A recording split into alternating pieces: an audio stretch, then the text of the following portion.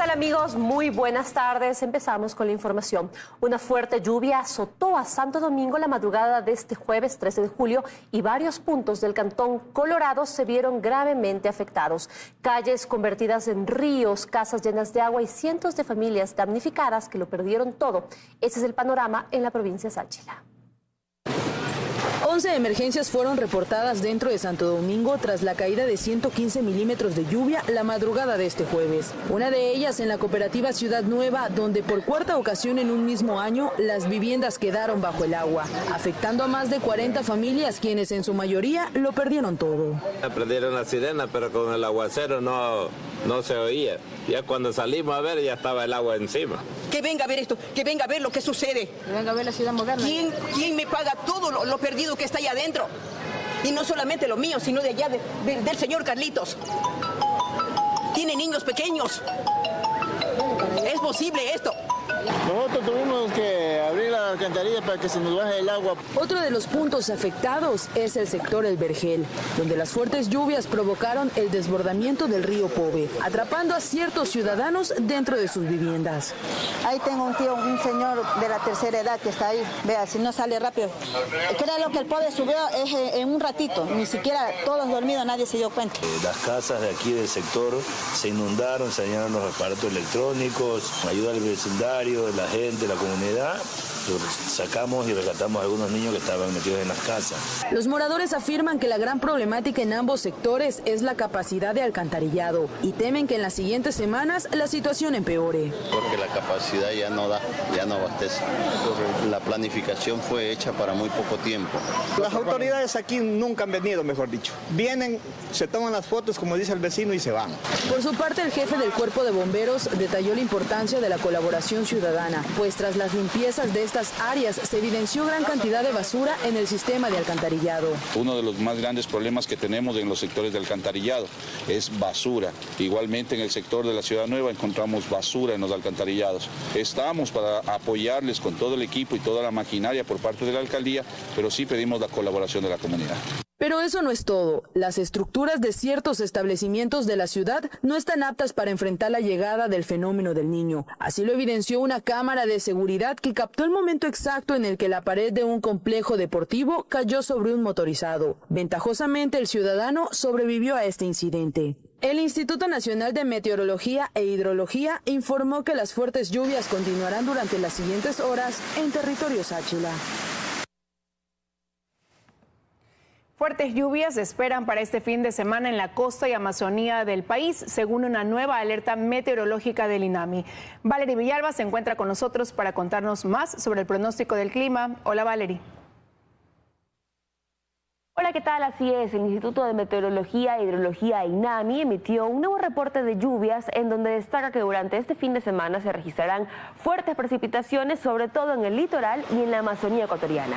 Las provincias que se verán afectadas son Esmeraldas, Santo Domingo y Los Ríos, mientras que en la Amazonía en su mayoría las lluvias se registrarán en la zona de Sucumbíos. En la región interandina se podrán presentar también precipitaciones en las provincias de Pichincha, Bolívar y Cotopaxi, pero en menor intensidad. En el siguiente reportaje les damos más detalles.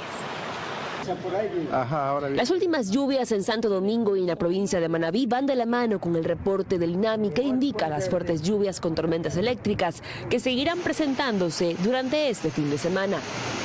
En Santo Domingo, con la última lluvia de este jueves, cayeron 152 milímetros de agua y pese a ser una provincia con niveles lluviosos gran parte del año, estas no son normales. Es una lluvia intensa que se dio durante horas de la madrugada hasta horas de la mañana, ¿no? Estas lluvias fueron muy puntuales. Fue específicamente en ese lugar. La principal provincia afectada fue Santo Domingo.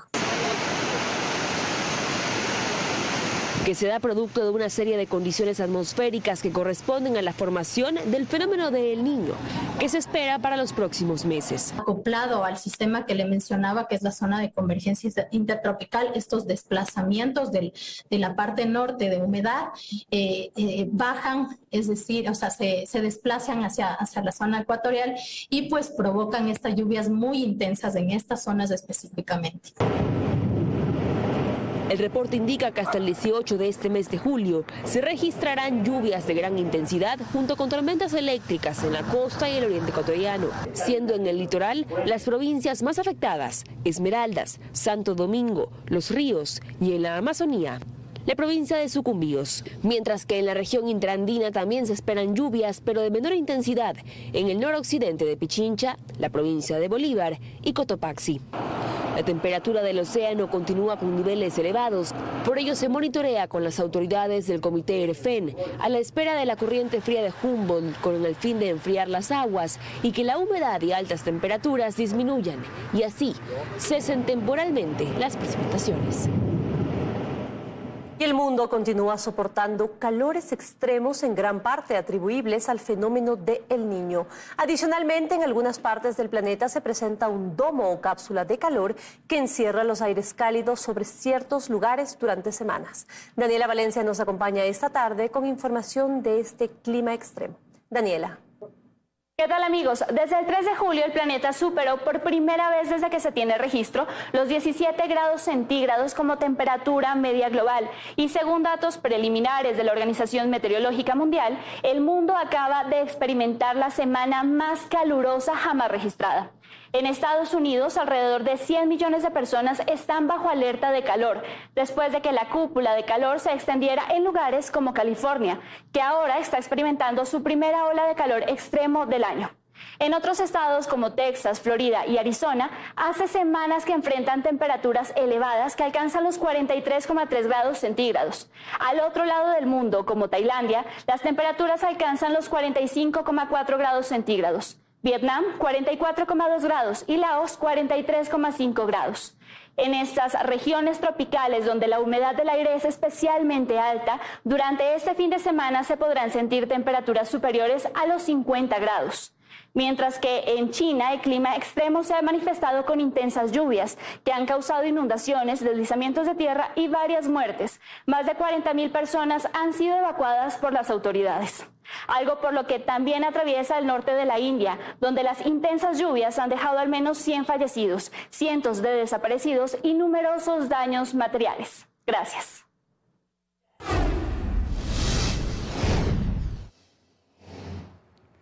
Fueron detenidos los dos presuntos autores materiales del crimen del empresario guayaquileño Rubén Cherres. Paul Coello, desde la Comandancia de Policía, nos comparte otros detalles que dio el ministro del Interior sobre este tema. Hola, Paul. Compañeras, gracias. Amigos, ¿qué tal? Buenas tardes. Así es, efectivamente, esta mañana aquí en la Comandancia de la Policía, el general Fausto Salinas y el ministro del Interior, Juan Zapata, dieron a conocer que ya fueron ubicados y detenidos los autores del asesinato del empresario guayaquileño Rubén Cherres, que estaba siendo investigado por estar involucrado presuntamente con la mafia albanesa. Las autoridades manifestaron que los motivos del crimen están vinculados con negocios personales entre ellos. Tenemos más en el siguiente reportaje, veamos. El ministro del Interior dio a conocer que la noche de este jueves en Bastión Popular, Guayaquil, fueron detenidos, después de 4 meses del hecho, 2 sospechosos del asesinato del empresario guayaquileño Rubén Cherres Fagioni, de 62 años de edad. Ciudadanos ecuatorianos, José Z, que tiene antecedentes penales por robo, tenencia y porte de armas, y Alex M, que tiene antecedentes por tenencia de armas, extorsión y tráfico de tierras. Zapata descartó que el motivo del asesinato de Cherres y otras 3 personas que fueron encontradas sin vida en un conjunto habitacional de Santa Elena haya tenido que ver con la denominada mafia albanesa. Hasta la actualidad y todos los indicios y la línea investigativa, nada nos lleva hacia la versión que nos acaba de dar justamente el tema de la mafia albanesa. Los motivos del crimen, según las autoridades, tendría relación con negocios personales entre Cherres y los detenidos, a quienes se les incautó varias evidencias que los vincularía con el asesinato. Lo que sí queremos y podemos manifestarlo es que había una relación directa entre las víctimas y los victimarios, una relación que no fue espontánea, sino que ya tenía algunos días o semanas o meses ya de contacto. El subdirector de la Dirección de Muertes Violentas de la Policía Nacional, mientras tanto, reveló cómo se logró dar con el paradero de los sospechosos que huyeron la noche del 31 de mayo en un vehículo clonado. A partir de ahí, de los indicios encontrados en el sitio del suceso, se estableció la ruta que tomó el ciudadano aprendido el día de hoy, José Z, conjuntamente con 3 de las víctimas, ya que la 4ª víctima era el conserje de la vivienda donde se iba a hospedar Rubén Cherres con sus acompañantes. El empresario asesinado Rubén Cherres figuraba entre los implicados en un presunto entramado de corrupción en empresas públicas que investiga la Fiscalía General del Estado y en donde también aparece Danilo Carrera, cuñado del presidente Guillermo Lasso. Además, consta en un informe de una investigación policial por presuntos vínculos con el narcotráfico y la denominada mafia albanesa. Así es, tanto el ministro como el general manifestaron que las investigaciones continuarán porque al parecer hay más personas involucradas en el asesinato del empresario guayaquileño Rubén Cherres. Les estaremos contando más detalles en nuestras próximas emisiones. Regreso a estudios, amigos. Buenas tardes. Muy buenas tardes, Paul. Muchísimas gracias por la información. Y el perito argentino Roberto Mesa, encargado de la reconstrucción del caso Gabela, acudió esta mañana a Fiscalía para ampliar su versión en torno a la supuesta ejecución extrajudicial del excomandante de la Fuerza Aérea Ecuatoriana asesinada en diciembre de 2010. Fausto Yepes nos informa.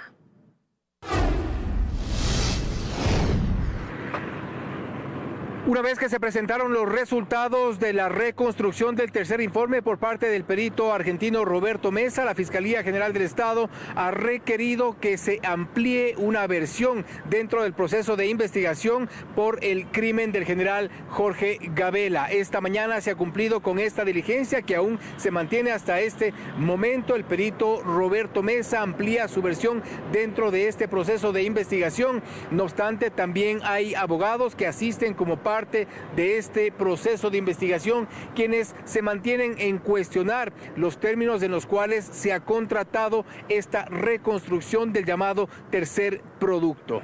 Él no ha hecho los polígrafos, él no ha hecho las reconstrucciones del lugar, él no ha tomado las declaraciones, él lo que ha hecho es recopilar todo ese material, analizarlo, interpretarlo a su buen querer y entender y plantear sus conclusiones. Esto es lo que ha hecho el perito Mesa. Entonces a nosotros sí nos parece que esto es una pérdida de tiempo, una tomadura de pelo a la justicia del país, que además está entorpeciendo y que está contaminando la investigación con los hechos que se han expresado públicamente al entregarse el tercer producto, y que no le está haciendo ningún favor a las víctimas. El caso en el cual avanza la investigación Fiscalía tiene que ver con una supuesta ejecución extrajudicial y respecto del crimen del general Jorge Gabela ocurrido en diciembre del 2010. Para esto también se sabe que se requerirá una versión adicional por parte de quienes hoy por hoy integran la comisión encargada de este proceso de reconstrucción. Nos referimos a Yanine Cruz, Arturo Moscoso y Sebastián Palacios, quienes serían convocados en los próximos días para rendir una versión dentro de este proceso de investigación. Continuamos con más. El presidente Guillermo Lasso inició su gira por Madrid, Bruselas y Nueva York. Este jueves se reunió con el alcalde y la presidenta de la Comunidad de Madrid. Trataron temas de cooperación para enfrentar la posible llegada del fenómeno de El Niño. La agenda del presidente Guillermo Lasso inició este viernes 14 de julio en España. Allí se reunió a primera hora con el alcalde de Madrid, José Luis Martínez Almeida. En esta cita trataron temas de cooperación permanente y defensa de los principios democráticos, libertad e institucionalidad. Más tarde, mantuvo una segunda reunión, esta vez con la presidenta de la Comunidad de Madrid, Isabel Díaz Ayuso. Con ella, el jefe de Estado dialogó sobre el tratamiento y abastecimiento adecuado de agua para las ciudades y también su cooperación para enfrentar la posible llegada del fenómeno del Niño. En este espacio, el jefe de Estado otorgó también la nacionalidad ecuatoriana al escritor nicaragüense Sergio Ramírez. En su visita a España, el presidente Lasso buscará avanzar en las negociaciones para que se elimine el requisito de visa Schengen para los ecuatorianos. La siguiente parada del mandatario ecuatoriano será Bruselas. Allí participará de la tercera cumbre de jefes de Estado y de Gobierno de la Unión Europea y CELAC.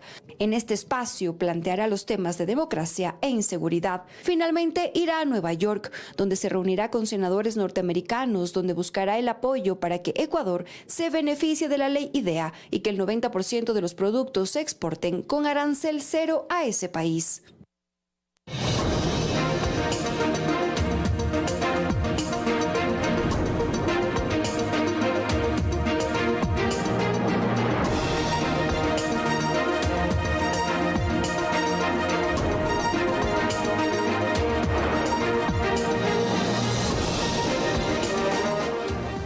Consejo Nacional Electoral ya tiene un primer informe de la campaña anticipada en la que han incurrido los candidatos a varias dignidades. Según la Unidad de Fiscalización del CNE, hay más de 1.500 evidencias que serán imputadas al Fondo de Promoción.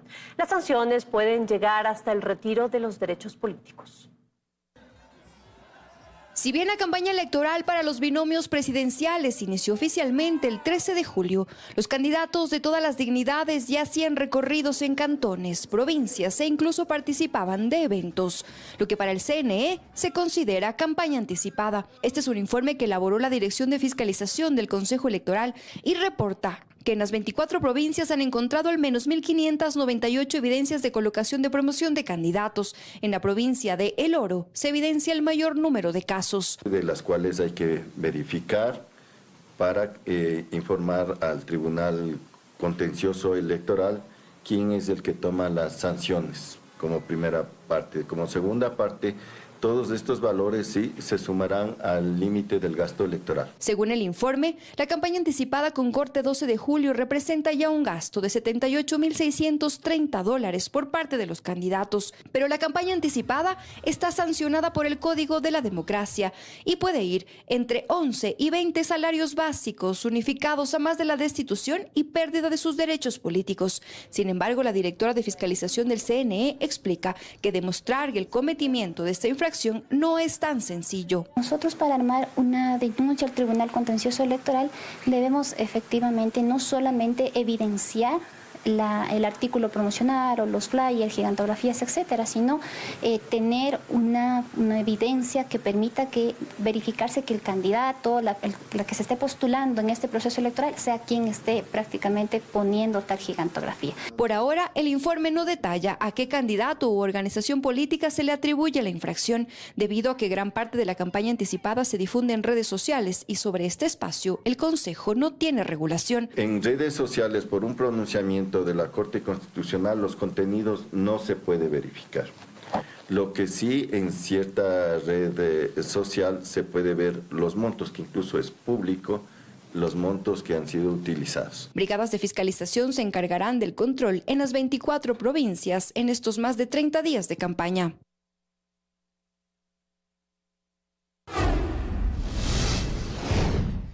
Las papeletas con las candidaturas a asambleístas nacionales aún no pueden imprimirse, así como tampoco las presentadas en algunas provincias, pues todavía hay recursos por resolver. Andrea Samaniego nos cuenta más. Hola, Andrea.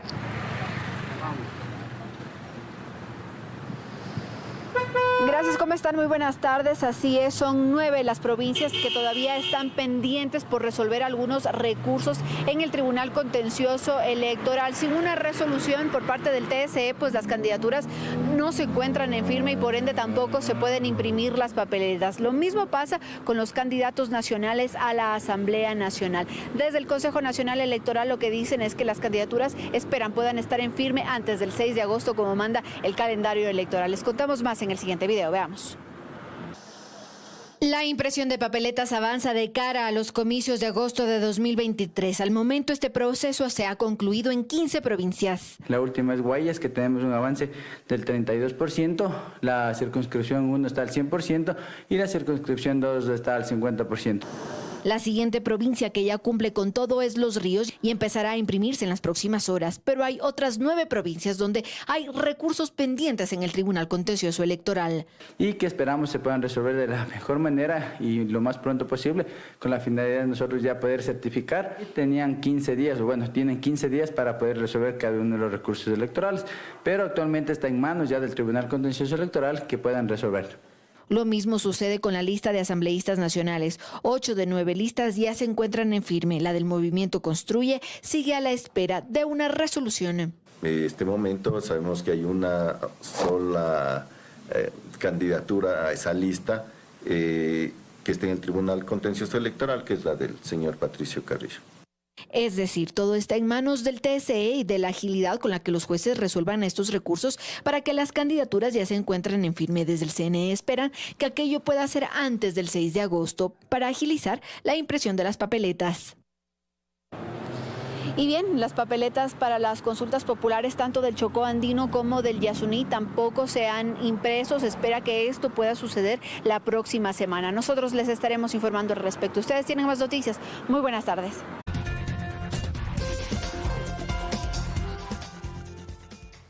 El Frente Unitario de Trabajadores y el vocal de los afiliados del IES no avalan las reformas del sistema de pensiones.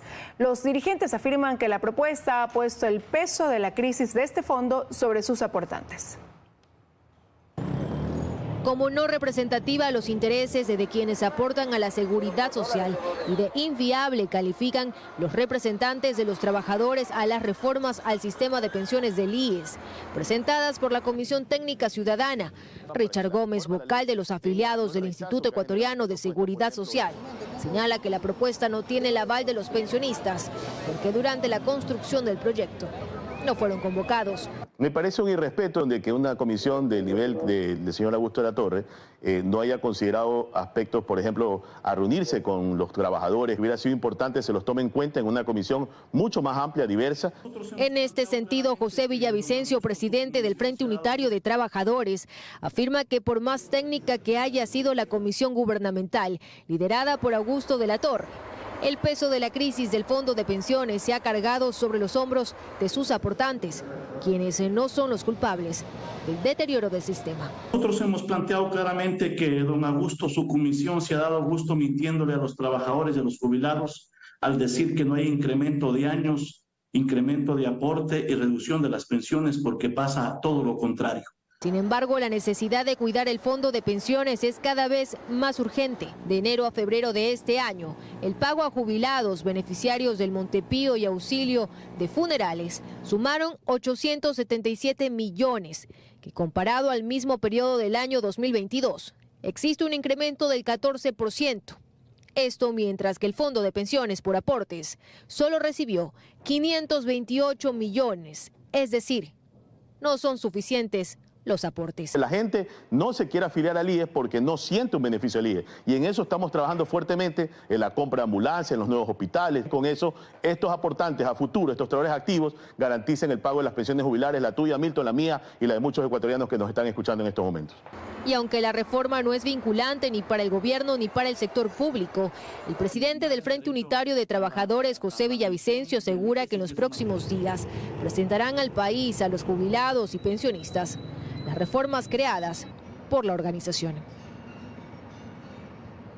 El sector lechero del país exhorta al gobierno a controlar la importación y el contrabando de leche en polvo y suero de leche que llega al país y es utilizado como sustituto.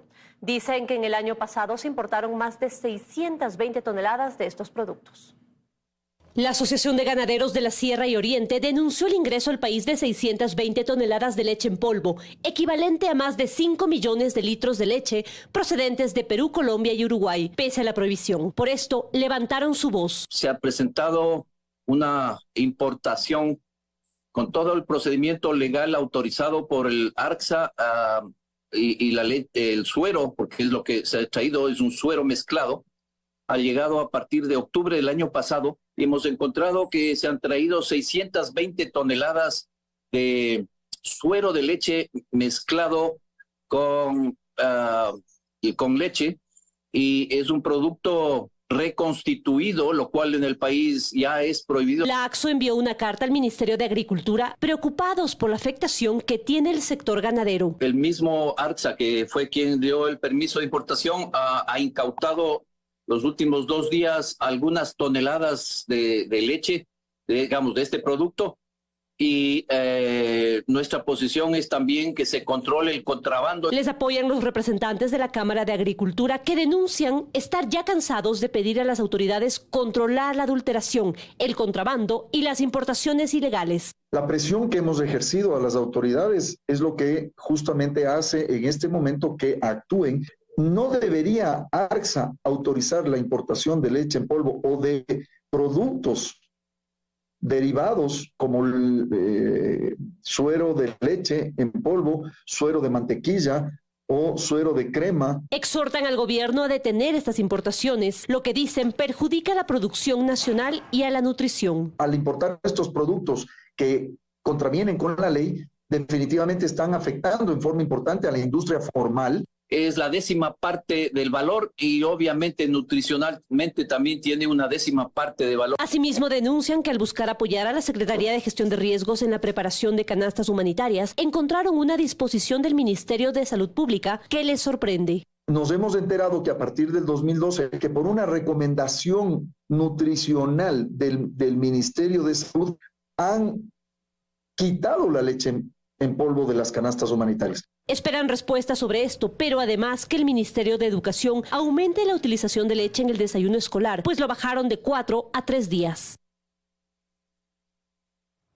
Y ahora en nuestro segmento Economía para Todos, revisemos el Producto Interno Bruto del primer trimestre del país. Economía para Todos.